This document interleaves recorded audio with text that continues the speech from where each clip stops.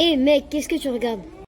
Oh, je regarde Gravity Falls. Quoi, sérieux? Tu regardes encore des dessins animés? Bah quoi? Toi, tu regardes quoi? Bah, One Piece. Mais One Piece aussi, c'est un dessin animé, espèce de... Bonjour mesdames, messieurs et théières, et bienvenue sur cette nouvelle vidéo. Devinez de quoi on va parler aujourd'hui? C'est écrit dans le titre. Eh oui, bien joué, on va parler de l'animation. Mais dis-moi, Jamy, qu'est-ce que c'est que l'animation?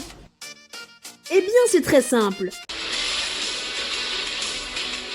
Bon, en gros, l'animation, c'est le fait de changer des images très vite pour donner une illusion de mouvement. Et à mon avis, si vous regardez cette chaîne, c'est que vous aimez l'animation. Et si vous n'aimez pas, bah mon contenu est moins intéressant pour vous. Et ça, c'est triste. Bref, il y a plusieurs types d'animation. L'animation classique, c'est-à-dire en 2D, comme cette vidéo. L'animation 3D. Dans les exemples les plus connus, on a K-pop Demon Hunter, Digital Circus, Murder Drone. L'animation marionnette, c'est quand tu définis un mouvement grâce à l'ordinateur, par exemple dans Melvin et Magique. Et l'animation réelle, c'est-à-dire faite avec de la pâte à modeler ou n'importe quel objet, par exemple l'étrange Noël de Monsieur Jack. Sans transition, saviez-vous que la forme de la tête d'un personnage peut définir son caractère? Prenons Monsieur Indestructible, sa tête est en forme de carré, pour montrer sa force. C'est la première forme dont nous aurons besoin.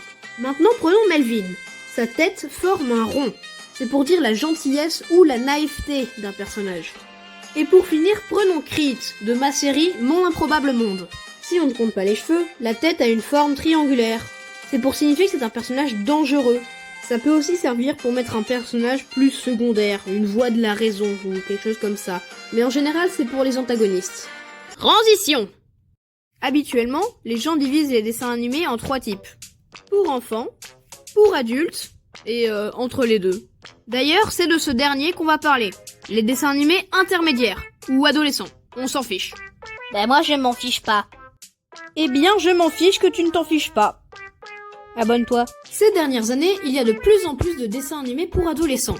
Ils sont dans les campagnes, dans les villes. Je parlais de Ils votre sont sur partie. les réseaux sociaux. Vous voulez des exemples? Non. Eh bien, je vais en donner quand même parce que je m'en fiche de ce que tu dis. Digital Circus, Murder Drone, Miniville, The Gaslight District. Oh, punaise, c'est dur à dire celui-là. The Gaslight District. De Gaslight. Bref, ces dernières années, les dessins animés pour adolescents se popularisent et je trouve que c'est génial.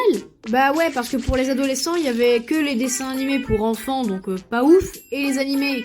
Mais c'est bien les animés, mais quand tu bois toujours la même soupe, au bout d'un moment, t'en as marre.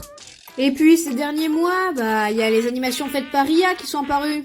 Mais c'est génial, je peux regarder un truc qui vole le travail des artistes et qui en plus n'a aucun sens. Mais ça m'a l'air fantastique.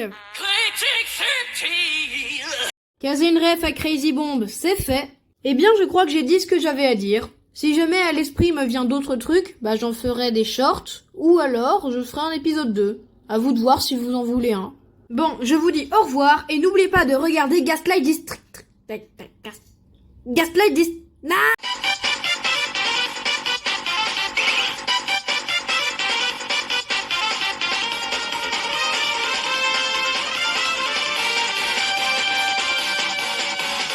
Le rap le fromage.